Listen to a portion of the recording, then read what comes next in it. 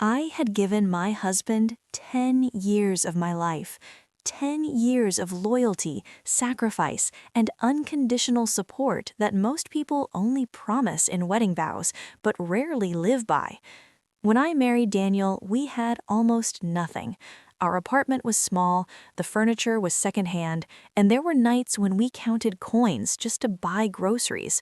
But none of that mattered to me because I believed in him. I believed in us. I worked extra shifts while he finished his degree. I stayed up late helping him prepare presentations. I encouraged him when he doubted himself. When he failed, I reminded him that success takes time. When he wanted to quit, I pushed him forward. I wasn't just his wife, I was his partner, his emotional support, his biggest fan. And slowly, things began to change. He got a good job, then a promotion, then another opportunity that doubled his salary. We moved into a bigger house, bought a nicer car, and for the first time, life felt comfortable. I thought this was the reward for all our struggles. I thought we had made it together. But success didn't just change our lifestyle, it changed him. At first, the changes were small. He started coming home later than usual, saying he had meetings or deadlines. He became more protective of his phone, turning the screen away when I walked into the room. Conversations between us became shorter, colder. The warmth that once filled our home slowly disappeared, replaced by distance I couldn't explain. I told myself I was overthinking. Marriage goes through phases, right? Stress from work, responsibilities, life. It all affects relationships. But deep down, I felt something was wrong.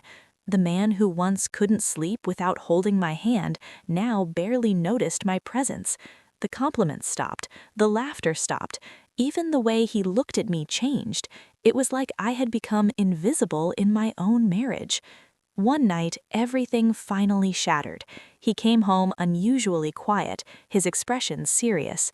I remember the way my stomach tightened before he even spoke, like my body already knew what my mind didn't want to accept. We sat across from each other at the dining table, the same table where we had once planned our future, and he said the words that destroyed 10 years of memories in seconds. He told me he wasn't happy anymore. He said he had met someone else. He said he was in love with her. I felt like the air had been sucked out of the room. My ears rang, my hands trembled, and I couldn't even process what he was saying. Another woman. While I was building our life, supporting his dreams, standing beside him through everything, he had been building something with someone else. And then he said he wanted a divorce. Just like that. No hesitation, no remorse. 10 years reduced to a conversation that lasted less than 10 minutes. I remember asking him one question: was I not enough? He didn't answer directly. He just said people change, feelings change, life changes. But what hurt the most wasn't that he loved someone else. It was how easily he walked away from everything we had built. He packed his things within days. The house that once felt warm and safe suddenly felt empty and unfamiliar. I watched the man I loved walk out the door without looking back. That moment broke something inside me. Not just my heart, my identity. Because for years I had defined myself as his partner, his supporter, his wife. And now I was alone. The weeks that followed were the darkest of my life. I barely slept, I barely ate. Every memory felt like a knife. Birthdays, vacations, late-night talks, dreams we had shared. I questioned everything. Was any of it real? Had he ever truly loved me? Or was I just convenient until something better came along? Meanwhile, I heard through mutual friends that he was already living with her, traveling, posting smiling pictures online like our marriage had never existed. That betrayal cut deeper than anything else. He wasn't just gone, he had replaced me. But pain has a strange way of transforming people. At first, I thought the heartbreak would destroy me. Instead, slowly, it began to reshape me. The first few months after the divorce felt like survival mode. Every day was heavy, like I was carrying invisible weight on my chest. Simple things, waking up, cooking, even leaving the house, required effort I didn't think I had. I had spent so many years focused on our marriage that I didn't even know who I was alone anymore. But something inside me refused to stay broken forever. Maybe it was pride, maybe it was anger, maybe it was the realization that I had given too much of myself to someone who didn't value it. Whatever it was, it sparked a quiet determination to rebuild my life, not for revenge, but because I deserved better than the pain he left behind. I started small. Therapy sessions helped me understand that his betrayal wasn't a reflection of my worth. I began exercising, not to impress anyone, but to feel strong again. I reconnected with friends I had neglected during my marriage. I took courses to improve my career skills. For the first time in years, my focus shifted from supporting someone else to investing in myself. And slowly, I began to change. My confidence returned, my independence grew. Opportunities started appearing that I would have never considered before. Within a year, my career advanced significantly. I received a promotion that increased my income and gave me leadership responsibilities. I moved into a beautiful apartment that felt truly mine. Every piece of furniture chosen by me, every decoration reflecting my personality. I traveled, explored hobbies, and rediscovered passions I had forgotten. The woman who once cried herself to sleep every night was transforming into someone stronger, wiser, and more self-assured. By the second year, I barely recognized the person I had been during my marriage. I was no longer waiting for validation or love from someone else. I had built a life that felt full on its own. Ironically, the pain that nearly destroyed me became the foundation for the best version of myself.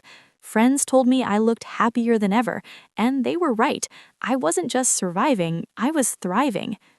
I occasionally heard updates about Daniel. At first, he seemed happy with the woman he left me for, but over time, the stories changed. Arguments, financial stress, rumors of problems. Eventually, I heard they had broken up. I felt nothing. No satisfaction, no revenge, just indifference. He was part of my past, and I had moved forward. By the third year, I had achieved things I never imagined: financial stability, emotional peace, confidence. I had rebuilt my identity from the ground up, and that's when life decided to surprise me again. It was a quiet evening when there was a knock on my door. I wasn't expecting anyone. When I opened it, my heart skipped for a moment. Not from love, but from shock. Daniel was standing there. But he didn't look like the man who had confidently walked out of my life 3 years earlier. He looked tired, older, his posture slightly slumped, his eyes filled with something I had never seen before: regret. For a few seconds, neither of us spoke. Then he said my name softly, like he wasn't sure he had the right to say it anymore. He asked if we could talk. Against my better judgment, I let him in.